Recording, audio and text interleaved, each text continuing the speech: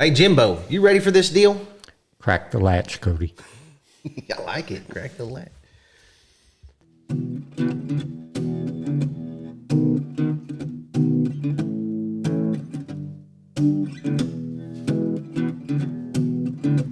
Old stories like long lost friends, rodeos and late night bends, history before our time, round pens and pasture rides, cowboys of the Osage.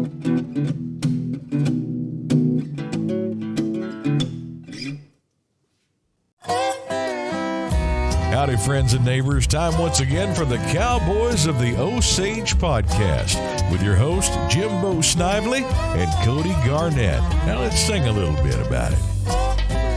Cowboys of the Osage, riding once again.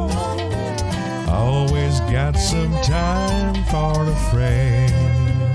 And here they are, the Cowboys of the Osage.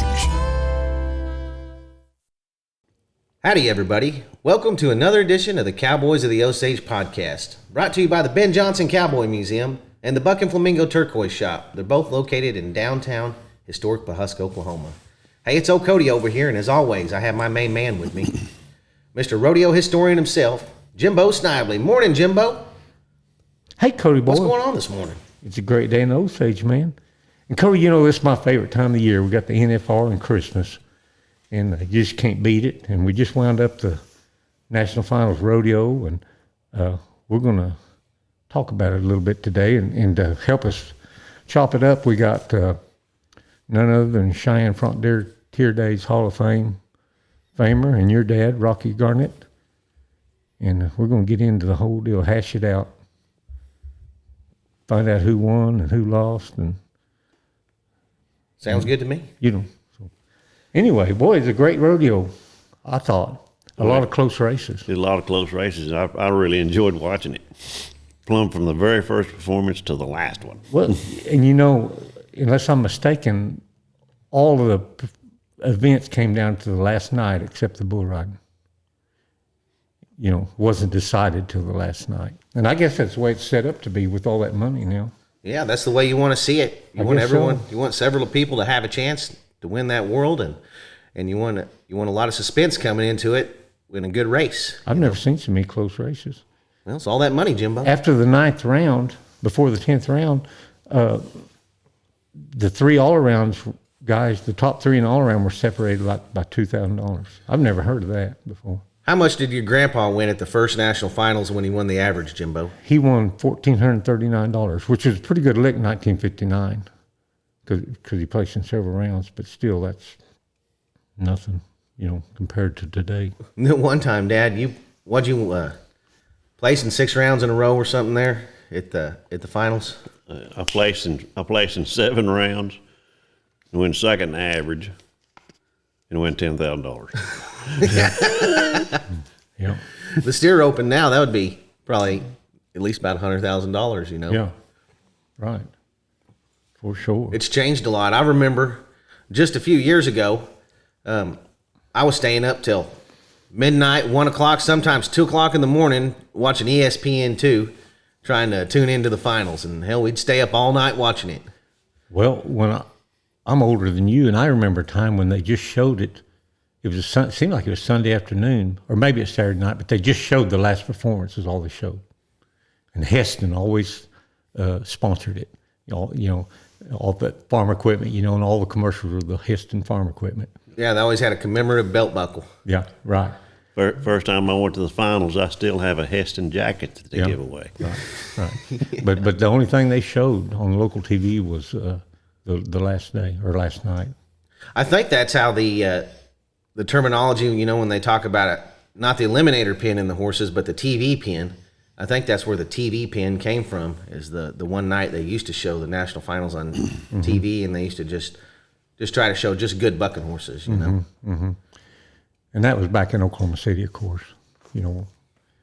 But wow, Rocker Steiner got bucked off his second horse, and then he placed in 8 rounds and almost won the world. I thought he had it won the way they were high-fiving him and stuff when he got off his horse. And Well, he could have got a couple more points, you know. And if he had he could have. If he'd have won the round, I guess he'd have won the world. As it was, he placed 4th or something. you kind of got a connection to that Steiner family. When your grandpa got inducted in the Cowboy Hall of Fame in Oklahoma City, and you had to go there and you know, accept the award and stuff on his behalf. Right. The Steiner family was getting inducted. Sid and his dad, Bobby, yeah. Bobby, and Rocker was there, and he seemed like a fine young man, to be honest with you. When we met him, nice to be. Yes sir, no sir. He took pictures with all the girls. And, Right. I was surprised he was just a little old booger. Yeah.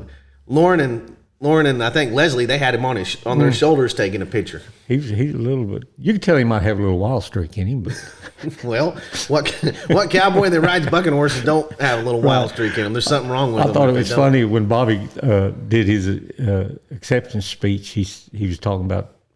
He said, "And if you don't like the way Sid did it, why? I'm sorry. There's another one coming along." Do you remember his dad at the finals?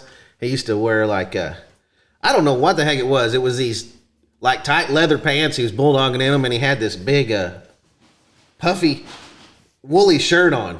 You know, Right. It was crazy. I still remember him winning the world. His 10th steer, he had the worst steer in the herd. A steer that'd take about 2 steps out and just stop. And Sid caught him right there and threw him real fast and won the world. It was a real exciting day. Right. It was a real exciting day. He was a real something you don't see every day in rodeo when old Sid Steiner came along. I know it. I really thought Rocker was going to win the world. I just had a feeling. He went in leading it, but just getting bucked off on that second horse just took him out of the average. But you know, two different world champions this year didn't place in the average at all. The Saddle Bronc and the Team Rope. Neither one of those placed in the average. That's wild, especially in that saddle bronc. That just shows you how much money's out there. You know, In those go-arounds. You was talking about Rocker Steiner and Sid and Tommy. I mean, Sid and Bobby. Uh-huh. Well, Rocker's great-granddad was Tommy Steiner. Right. And he had a really good stock contracting business Right. back in the early to mid-'80s. Right, yeah. So It's that- 4 generations. And then that's before where that, I there got was Buck acquainted with Steiner. him. Before that, I think there was even Buck Steiner in the earlier days. He did a lot with rodeo too, Yeah. down there. Had that saddle shop and that song. Yeah, I had that famous song of Jerry Jeff Walker. Jerry Jeff Walker. Right. What was that guy's name? Charlie Dunn. Charlie Dunn. Yeah. Yeah.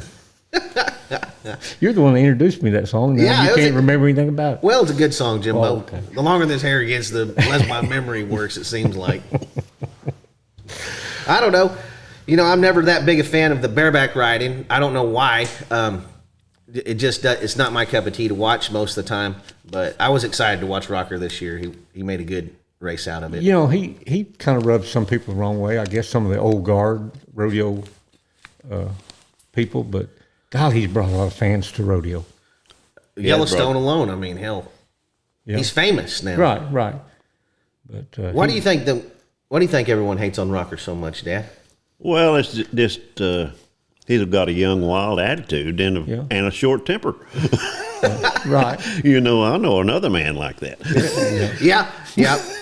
You know, they were all hating on him for getting that fight at Reno a year or two ago, and I've seen a lot of fights back behind the chutes at rodeos through my career rodeoing. I mean, it's just something cowboys do. I mean, they don't go to Facebook; they go to Facebook, and they handle the problem face to face. And I don't have a problem with it. You know, back in the day, look at the way the old school looked at Larry Mahan.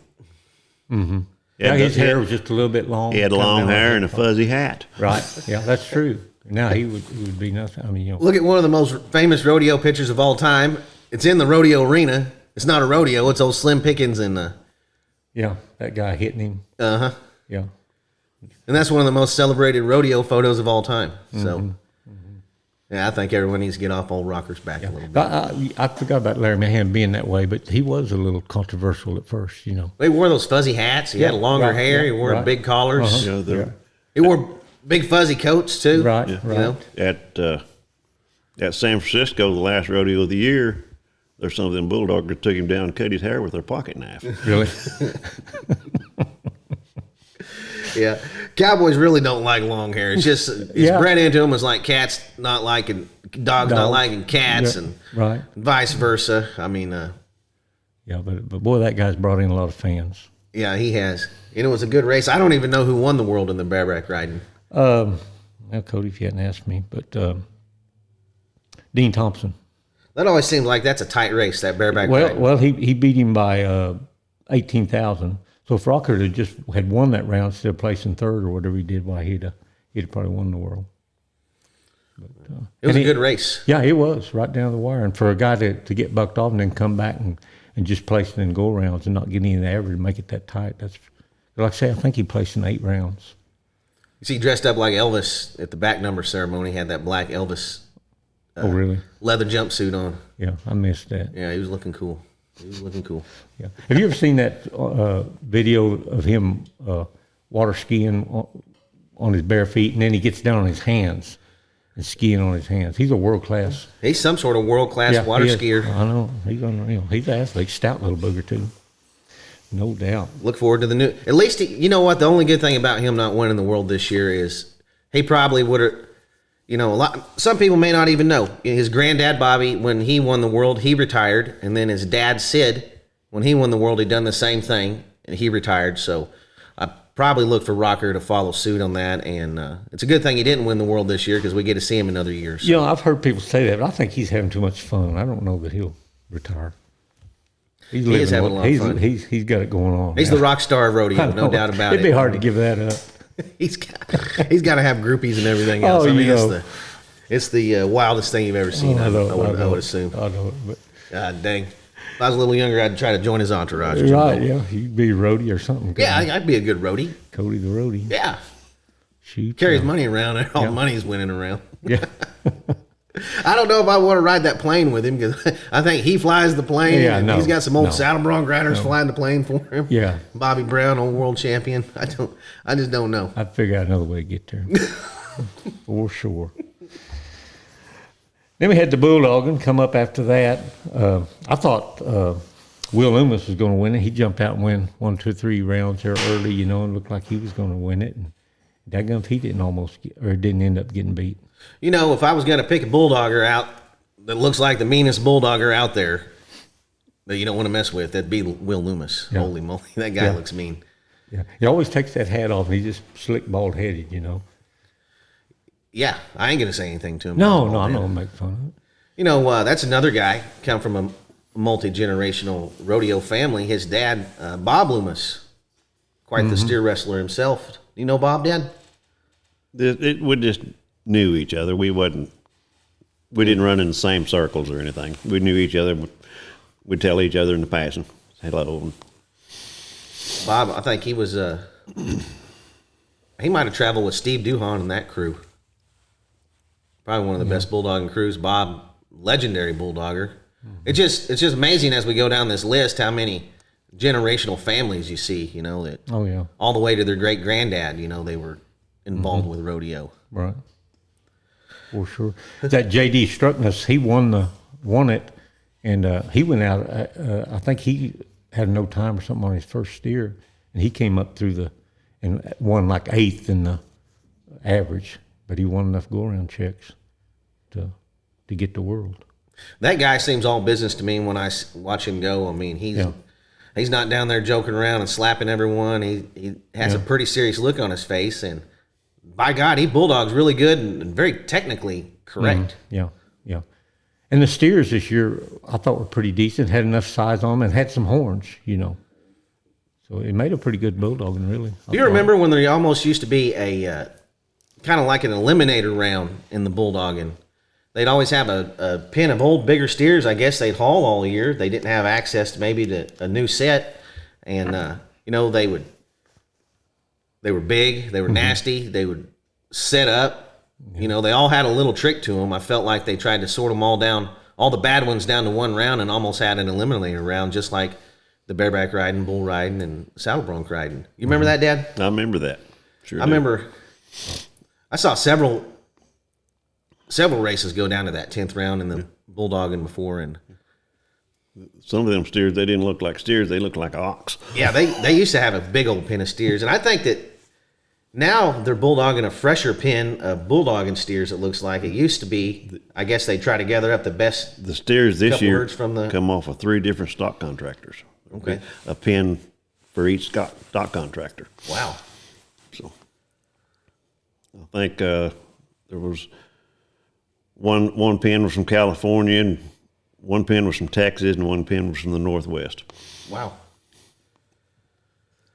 I wonder how fresh they are when they come. Do they have to be run so many times, or they put a limit on how many times they've been run? Or I wonder how they do that. There wasn't. I don't think there was a limit on how many times that they went through there. Each stock contractor had more steers than just what they had there, and they went through there and Sorted them out. It sorted them Tried out, to even them up. Yep. Yeah, when what we used to try to do, we were in the stock contracting business for 20 plus years. At one time, we were the only steer roping stock contractors in business, Jimbo. And what we would try to do is we'd try to take the very best ones off, and then we try to take the very worst ones off and try to leave the best, what they call the middle of the herd, for the ropers to draw from. Right. And we designate the worst ones and the best ones as extras. So if one got hurt, they would replace them with one of these other steers in another go round. And we always used to put the worser ones first extras, and then the very best ones at the last extras. Yeah. That's how we did it. Yeah. Yep. When we got ready to go to the national finals, I would buy 150 head of steers, and we'd sort them down to 100, and have 5 pens of 20. Wow. And then we'd have to get there a day or two early. All the steer ropers. So I'm assuming it's the same in all the events. So all the steer ropers, we'd team rope them down and tie them down and leave them tied in the arena, so they would maybe not kick as bad or kick loose on the guys as bad. Maybe take the tie a little better. I know they do it in the calf roping. I know they throw all the bulldogging steers down, and I know they rope all the team roping steers. Yeah, they prepare the team roping steers at Stephenville. Then they haul them to Las Vegas, and they rope them again in that building. The guy that had the team roping steers this year, he's an old, I guess you'd call him a competitor to us, in the steer business, Bobby Joe Hill. Looked like a heck of a set of steers he had there. I thought it was the best steers they've had in the last several years. They were big enough and strong enough. They tried a little more than a lot of them, and had a little bigger frame. That some of those healers had to take a little better throw because those legs were a little further apart on the back. It looked like. Yeah, and the headers had to take a little bit of care of them too, to try to keep their feet together.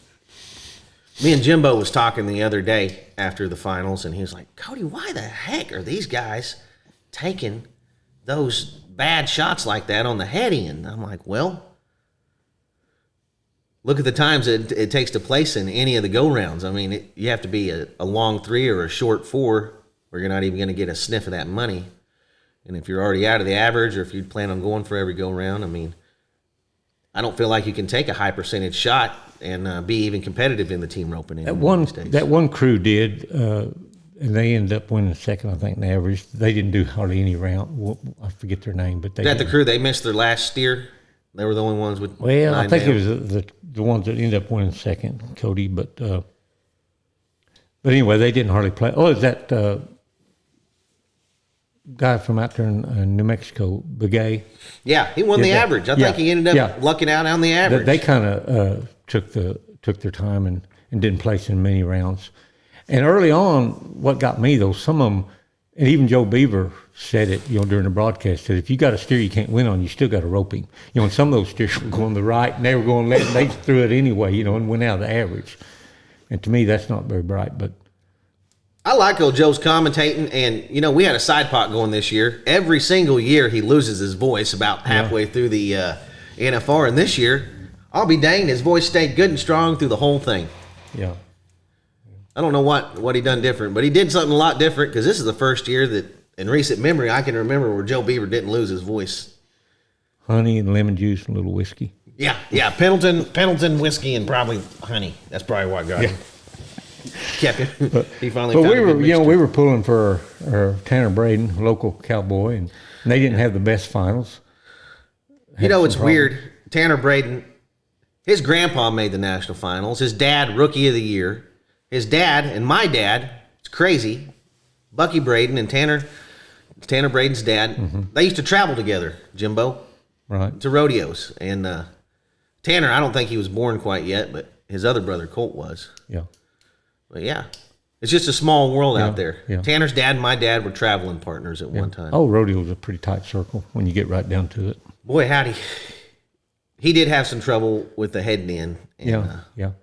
And then he won leg one, and then the last go around, of course they were rushed trying to place, you know, and didn't really have steer do it on, and he missed both hind feet, but taking a bad throw, you know. But I hope they come back and make it back next year and have a better fun. They placed in 2 rounds, I think, so they got their money, made a little money, got their feet wet at the finals.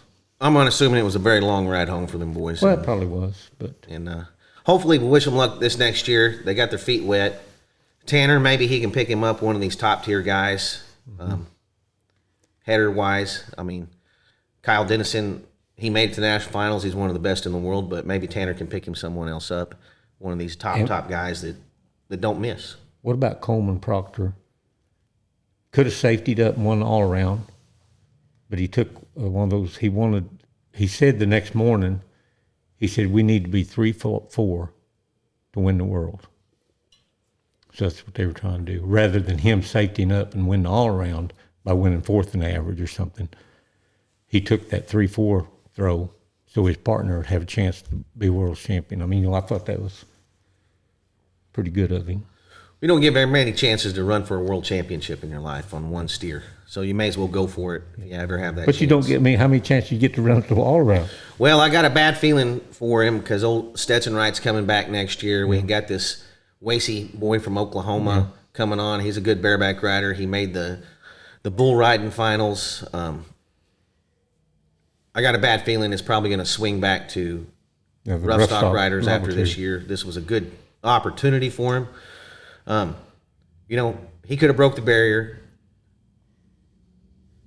His partner could have roped a leg, and he could have rode home with that all-around championship. Yeah. So I feel bad for him. To me, Coleman Proctor is the biggest name in rodeo right now. You think so? I think he has just as many fans as Rocker Steiner, possibly. More traditional rodeo fans. Everybody really likes him. He's very He does that well-spoken. social media too. And, He knows how to play. He's a that. roping son of a gun Yeah, too, right. and he's fun to watch to rope. He's the complete package. We're going to be hearing about Coleman Proctor long after he's done roping. I kind of expect him to go to the steer roping finals this year 2025. You know, how many team ropers, great ropers, have we seen through the years? Steer roping be a big monkey on their back trying to make that national finals. We saw Oh, there's several of them. Rich Skelton. How long did he try to make the national finals, and he ended up making them one time? in the Brett steer roping. Boatwright. Brett Boatwright, you know, I guess the most T-woman, it didn't bother him too much. Bobby Moats. He tried really hard to go to the finals there for several years and didn't ever make it. Yeah, this steer roping, it does really aggravate. I've seen JoJo Lamont walk out of the arena and say he's never entered one of these son of a kids ever again. I did everything just right. I roped the steer just right. I got the steer trip set just right. And then it just went to hell in a handbasket. It's just, it's a very aggravating event if you're a team roper, I think, and you're used to winning all the time. There's just a few more intangibles in that steer roping than there is in the team roping. But I would have sure liked to have seen Coleman Proctor walk home with a world championship. I talked to Justin McKee yesterday on his way home from Vegas, and he said, it was great. It was great. There was only one thing that happened in the whole rodeo that I disagree with and I wish wouldn't have happened. What was that? He said, I wish Coleman Proctor wouldn't have missed his last year. I wish he was the all-around champion. Yeah. Justin McKee said, it would have been great for rodeo. It's already great for rodeo that, you know, Shad did, but we were all pulling for Coleman. He's just a fan favorite. Yeah. Who ended up winning the the world in that? Wesley Thorpe? Is that right? Yeah, them ones that didn't place in didn't win the average. How would you like to be trying to make your living team roping these days? Holy moly. They're doing things that don't even look possible to me. They're roping both ends faster than I can throw my rope. Remember, there used to be a bunch of good headers coming up, like in the early 80s, and you didn't see too many heelers like you see now. Now I feel like we're just now starting to see these young kids that their parents homeschooled them. They took them on the road, and they rodeoed year-round, either by staying in Wickenburg all winter and then going to all these junior rodeos all summer that they have big ones. And I think we're just now starting to see a lot of those boys, that J.C. Yeho, or I'm not sure how you say his last name. But the best header that was at the finals. It looked to me like he was the best header in Las Vegas. He was the best header in Las Vegas. He just out of high school. He was here at the Cavalcade just a few years ago, roping, him and his brother. He's got a twin brother that ropes just as good as him. But you could say that almost about any event, Cody. I'd hate to make a living, start out trying to make a living in any. Well, they look like they've all got pretty tough. How would you like to break out riding saddle broncs today? Yeah, saddle broncs or barrel racer. Or calf roping. Calf roper. I mean, that JC kid, he's going to be a threat for a long time, and they kept talking about it, and I was thinking about it the whole time. I was like, you know what? I don't even know half of these guys at the finals this year. I hadn't kept up, with their careers, and I never even heard part of their names. And I felt like this year was a true changing of the guard in pro rodeo with the national finals. I mean, when Marty Yates, which in my mind is still one of the young guns, he's one of the veterans roping at the finals. To me, that's really eye-opening, and that's a true changing of the guard. There was a couple old veterans in the team roping. Travis Graves, a couple of guys like that, but we're seeing a true changing of the guard right now, today in rodeo. What do you think about that, Dan? I agree with you 100%. I was looking down through there, and in years past, you either recognized or you knew the people that was going to the finals. Some of them kids I had never heard of. Never heard of before, ever. I mean, I didn't keep up with rodeo this year like I should.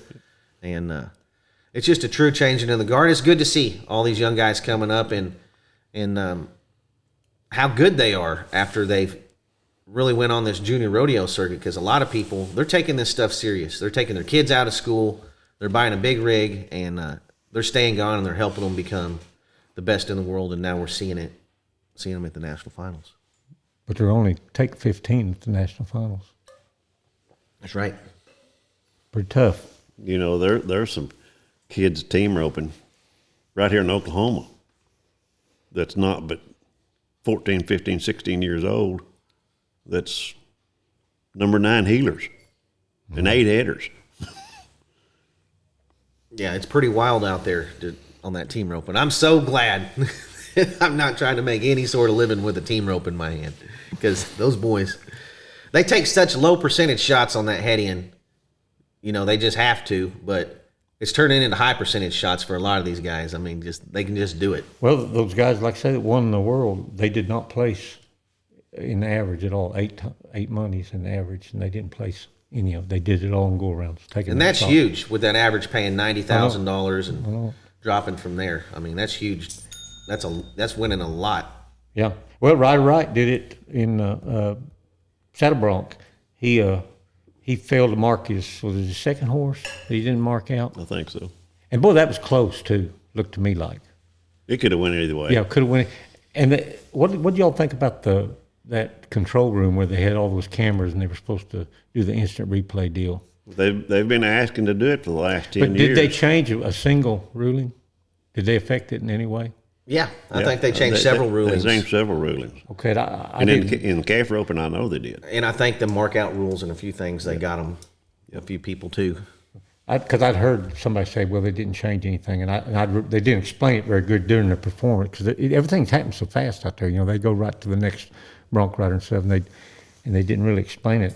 The instant replay deal is a new deal, and looked to me like they were kind of trying to play it down. Right. I think they said they had 13 cameras.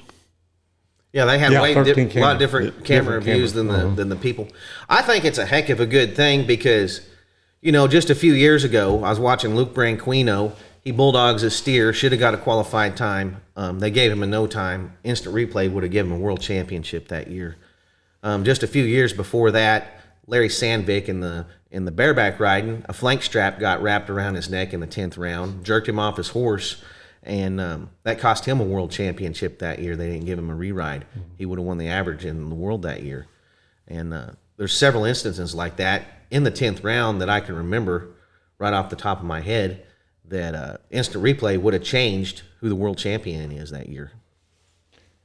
Well, Right overcame it. He still, without placing an average, came back and won enough go-around money that he won the world. Dad, you used to ride saddle broncs. The competition and the horsepower now, how's that different from when you were riding broncs? You'd pull up to a rodeo, not like Denver or Houston or San Antonio or ever all the stuff there, but you could pull up to a rodeo, just say Strong City, Kansas. You would have 5 or 6 guys that rode really, really good, and you had to beat them 5 or 6 guys to get money. Now, you drive up to Strong City and there's 35 bronc riders, you got to beat 30 of them. Yeah, that bronc ride's really coming along. The kid that won the average, Jimbo, I keep talking about how small of a world this rodeo is. Mm-hmm. Wyatt Casper won the average this year, almost won the world. He's my first cousin's, my dad's nephew. My cousin's his father-in-law, long story short. Married to his mother-in-law. So it's just a small world out there. Wyatt Casper, we're cousin-in-laws, me and him. Then we got the barrel racing. Speaking of competitive. We never got to the calf roping. Well, yeah, the calf roping. I did skip over calf We roping. can skip it and go to the barrel racing. Yeah, we'll get back to calf roping. All right. Cassie knocked down a barrel in her first, Cassie Mary knocked down a barrel in her first run. And Haley, of course, Haley come in with a pretty good lead to the final. And then she just won like 3 rounds in a row, maybe placed in the first 5. And it looked like she was going to run away from, hide from everybody. And then Cassie Mary went to win it on the back half. And she won 4 go-rounds outright and split first and second on the 5th. And Haley looked like she's still going to win the average. And then she knocks, I forget what round later on, she knocks down 2 barrels in 1 round. And then Cassie's back in the driver's seat. And dang if she don't knock down a barrel on her 9th to get Haley back in the average. And Haley come back and win the go-round. Yeah, I know. It was the craziest, most competitive. And then Haley got off her number 1 horse in the 10th go-round and rode her backup horse, J-Lo, in the 10th go-round. She said sister wasn't feeling good that morning. I don't know what it was. I'd have been like, sister, you only got to feel good for about 13-something seconds, so you need to get your ass up. You're going to have the rest of the winter off. And it might have cost her the world, but she made that decision. She did that a few years ago. She got off of her good horse, and I think when the rodeo was in Texas, maybe in Las Vegas too. This isn't the first time she's got off her good horse and got on her backup horse during the finals. Mm-hmm. So, but how tough is that barrel racing? Hats off to her though. J-Lo is a really, really nice horse on its own. Mm-hmm. Yeah. It wasn't very long ago. I'd be up middle of the night watching the finals, and any run under 14 seconds won the go-round, whether it's 13-8, 13-9. In the last few years, I don't know what's happened. I don't understand how it keeps getting faster year after year. Now, they'll tell you just get out of the way. You're holding up the rodeo if you're any kind of 14 flat. If you're 13-9, if you're 13-8, you're just holding the rodeo up. You have to be in the mid to low 13s. How in the world? It just doesn't make any difference to me. It's in the same place, the same girls, they're riding horses. How does it keep getting faster year after year after year? How does it keep getting faster? Well, it's just like what you were saying about the kids coming on in a new guard. They've the people training these horses got better, And plus the breeding program for the horses has got better also. You know, used to, you could take an old cold-blooded ranch horse that could run, and if he's really nice broke, in a month or so, you could be competitive on him. But you can't do that today. I think the science on the ground, they have changed the ground out there this last time, and the science on the ground has changed a lot. It's better than it used to be. You know, they've done something real different there. You know, they used to, I don't know how they do it anymore, but you know, from the time they started Las Vegas till just a few years ago, they used the same exact dirt every year. They hauled in and out, in and out. I know. But I just don't understand how the grounds got so much better and how the times have got so much faster. It's just a little bit of everything, you know, I think. But I'm going to say that Charmaine James and Scamper, I'm not going to say they would be just out of luck if they were running today in their prime. I mean, they'd figure it out too, maybe. You know, I don't know. I don't know. She was running in the same arena, you know, on Scamper, and she wasn't running anywhere near these times. So I know. Maybe with this ground. But they push each other, and things just, I don't know. But, you know, I'll always take up for the old timers. Yeah, I mean, I love the old timers too. That's my era, you know, me growing up. Right. Charmaine and Scamper, no doubt about it. Right. It's an interesting story how she found that horse. Where did they find that horse, Scamper? He was in New Mexico at a feed yard. He was or at a something, feed yard at Clayton, New Mexico. And she got that horse. And there's a funny story. My wife was running barrels. That she went to Clayton and Amarillo and some of them really good amateur 4th of July rodeos. She went to Clayton and she called home. And I said, well, what'd you get done? She said, well, I won second. There was a little old girl in a purple hat outrunning me. Well, she went to Amarillo. She come home, and I said, well, what'd you do? She said, well, I won second. He says, there was that little old girl outrun me at Clayton. He says, her hat fell off between the first and second barrel, and her horse run around the barrel, and she still outrun me. And it was Charmaine James, and she was like 11 or 12 years old. Boy, howdy, that was a good horse, Jimbo. And that horse that Cassie's riding, that Jarvis, there's a good human interest story there. You know, Cassie's fiance owned that horse, and he died in June 1st in some kind of mowing accident. Got a tractor or something down on top of him, and so there was kind of a story there that people really got behind, and like he was kind of riding with her. You know, Her ex-husband used to work for me, Jimbo. Yeah. That's how small of a world this rodeo is. Yeah. Well, this was her fiance. His name was Matt. Yeah. Okay, the cab roping. Wow, that was tough too. Riley Webb, Shad Mayfield come out and with a pretty big lead going into the finals. You know, he jumped out this year and looked like he was just going to run away with the cab rope. You know, in the winter rodeos and stuff, had a big lead, and those guys just kept gaining on him. Shad had some trouble with his hips and stuff, and those guys just kept getting a little closer, and he still had a lead going in the finals. But Riley Webb jumped out. What did he win? The first two, or maybe was it in place in the first 3 or 4? I think. I think he won the first 2 go-arounds, and I can't remember what he'd done in the third go-around, but he placed maybe second. Right, yeah. And then before you know it, Shad's behind, looking at Riley. You know, and Shad didn't rope bad. You know, the finals. He finally missed the cab, but He was roping pretty good and solid until he missed with the long loop on one of them. right. But Now- that Riley just he just doesn't make any mistakes. Yeah, that's another event I'm glad I'm not trying to have to make my right. living Yeah, in right they're now, all- this calf roping these days. This year, it looks like they had a lot more trouble with their picking string than I've seen them in the last few years. A lot of fumbles Yeah, for a lot of money. Seem like they always fumble out there. They're trying to be fast and a lot of money at stake. But boy, he don't make many mistakes. He keeps them all standing up. You know, Doesn't fumble them. Flank's good.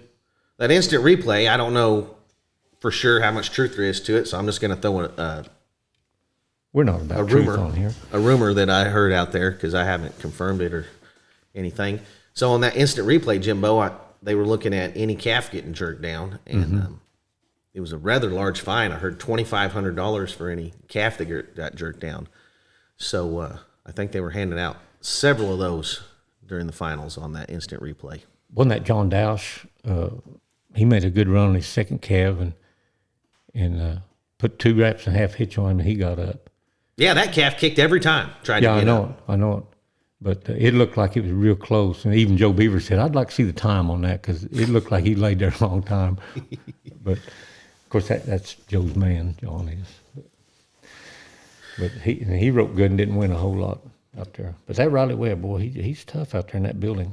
Those calves look like they tried a little harder this year. It looked to me like 2 pins was big, strong calves, and they had a pin of really friendly type calves. That's what it looked like to me. Yeah, Shad, that one calf that got up on those 2 guys, he put 2 real good tight wraps and turned him over. Didn't even try to place on him, he just wanted to keep him. Yeah, that was that calf. Yeah. Another just rodeo's a small circle. Shad's dad, my dad, grew up together in the same town. I mean, they went to junior rodeos together and everything else. Probably hauled together every now and then here and there. We had some match roping and stuff, so I don't know whether I ever beat him or not. I don't know. Hell, they were putting Sylvester up against everybody, wasn't they? Back then. Yep. I think he matched roped Roy Cooper 8 times. Roy beat him once. Yeah, he was a phenom. Shad's dad, Sylvester, was a phenom. I think he won. He won the Calgary Stampede one year. That's roping country out there, calf roping country especially. Yeah, I wonder why so many good ropers come from New Mexico. I don't know. Must be the wind or something. They got to put a little extra something on the rope to cut that wind. Maybe. I've always wondered that. There's a lot of champions come out from that country. It is a good calf rope. Well, how would you like to own that daggum buckskin horse, Peso? Yeah, he made a few pesos for him, didn't he? With going to the final, just take your horse. I wonder how much they won on that horse. Oh, I don't know. They won first, second, and third, and one go-round on him. I know it. Tough rode him twice and placed once, and then them other boys was placing on him just every time he turned around, every time they opened the gate. Boy, isn't that Joel Harris? Isn't he a cat on the ground? Yeah, he's quick. Mm-hmm. He gets down that rope quick. Yeah, he's about my new favorite calf roper, I think. Old Ty Harris's brother. Mm-hmm. Big old strong kid, got a lot of reach on him. Mm-hmm. Get down that rope good. Ty's good. A little bit bigger than the rest of them. I don't know. Kind of looking for some big things out of Joel. Yep. Yeah, maybe. That young Hancock boy, we may see big things out of him too when he tied that calf in 6. Yeah. What a good calf. What was that, in the 7th go-round or something? Yeah, I think so.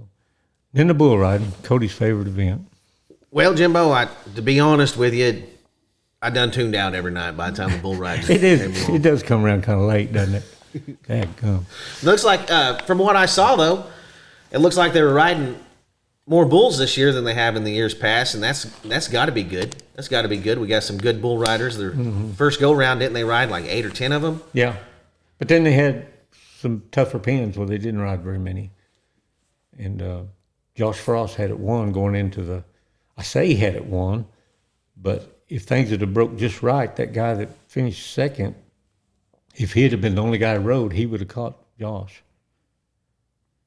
So just as soon as somebody else rode before that other guy did, they knew Josh had won the world.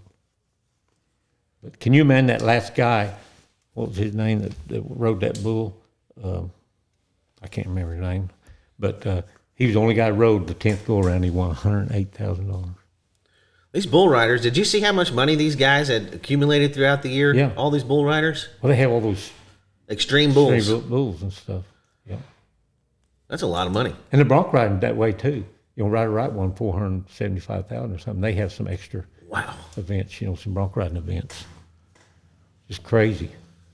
Well, I'm glad to see these cowboys making this kind of money. It's about time. I mean, and where's it going? No, Cody, where's it going? We may be 10 years from now talking about that this was nothing. Well, from what I saw, Teton Ridge has got a heavy investment now. They bought the Cowboy Channel. They're a lot more in mainstream. What I'm looking forward to and what I'm looking at is rodeo will go to a lot more mainstream than it's ever been, Jimbo. Some of these guys being a lot more of a household name. I'm looking at, like these country music award shows. We're liable to see a world champion cowboy walk out and present an award. You know, I'm really thinking, you know, with this Teton Ridge, you know, with all that, how they're involved with Yellowstone and everything else, we're going to see a lot of crossover into the rodeo world. And I think that the National Finals Rodeo real soon, we're going to look there, and there's going to be a whole section of VIPs, you know, movie stars, country music singers, things like that.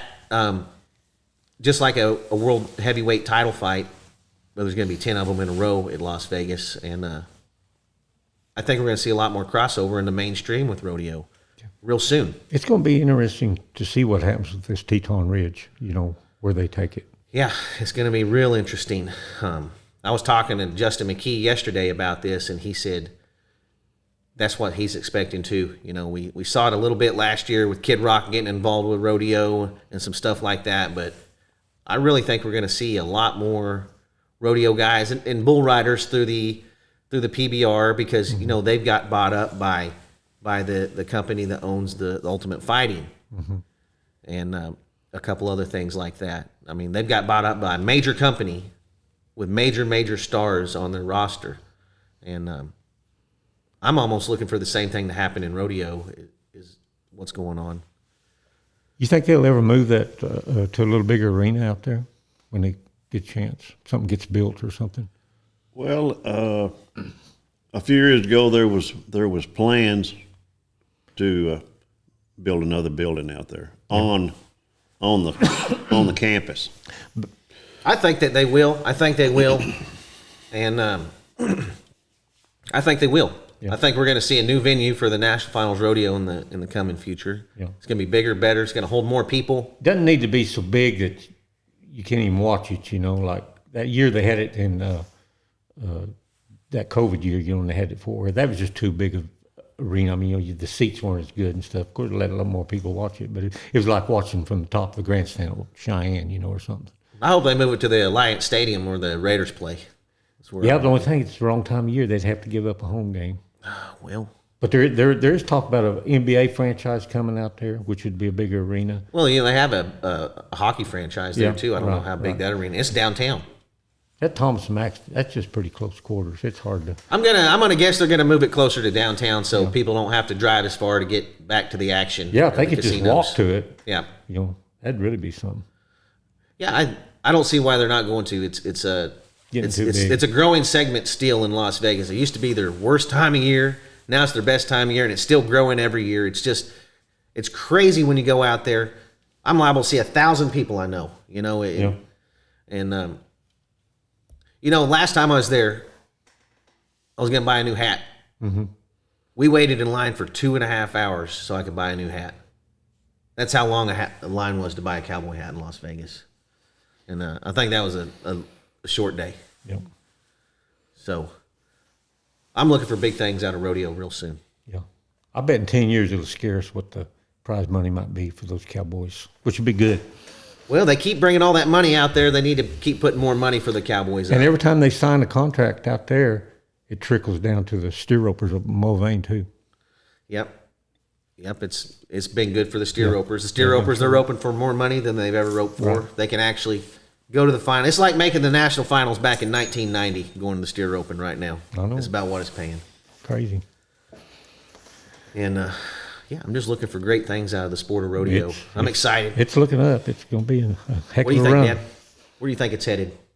I think it's with what the Cowboy Channel's done and the moves they're making in Vegas. You know, the finals are going to get better every year for the next 12 years for sure because they've already signed the contracts. I feel like it's making the audiences at the big rodeos even bigger too. People see it on TV. They see everything that's going on attached to the rodeo. There's big fairs going on. There's big concerts going on. You know, we went to Cheyenne our whole life. You entered it 35 times in a row, which means I went there 35 times in a row, and I entered it quite a few times in a row. And we went there this year for your Hall of Fame induction, Dad, and it was bigger now than it was just a few years ago when we were roping there. Mm-hmm. And I don't know. In my mind, I didn't think, how the heck could this get any bigger? But it has. And, you know, I got to give credit to the Cowboy Channel on that because people see it. they want to go. They see what it's all about, and they want to see it with their own eyes. Hats off to Patrick Gotch. He had a vision, didn't he? Yeah, he did. And it was a long time coming, and hopefully it sticks around for a long time more. Yep. Long live the cowboy. That's right. Well, Jimbo, you got anything else for him today? No, I think I've enjoyed this. I don't know if anybody out there learned anything they didn't already know, but Yeah. How much did the average pay when your granddad won it again? $1,439. $1,439. Right. This year it paid $90,000. Right. So that goes to show you. Yep. We're headed. First time I went to the finals, I went fourth in the average, and the average paid $400. In that same finals, Cody, Jane Mayo, they just had 4 rounds, I think, in the barrel racing, but she won 2 rounds and the average and won $663. Yeah, I can add that up. That's 90,000 plus about 70 right there. That's 160,000 she'd have won in Vegas. Won 400 Yeah, at the first one. 600. 600. Good Lord. Well, shoot. It looks like we're headed in the right direction. I think so. Up. It's looking up. All right, everybody. We appreciate you tuning in. Be sure and get over here. Check out the museum. Check out the Buck and Flamingo Turquoise Shop. We do appreciate everybody that's been coming through, spending some money in the Turquoise Shop. We've seen lots of podcast fans, and we appreciate it. That's what pays for all this. And, hey, we'll see y'all next week. Later.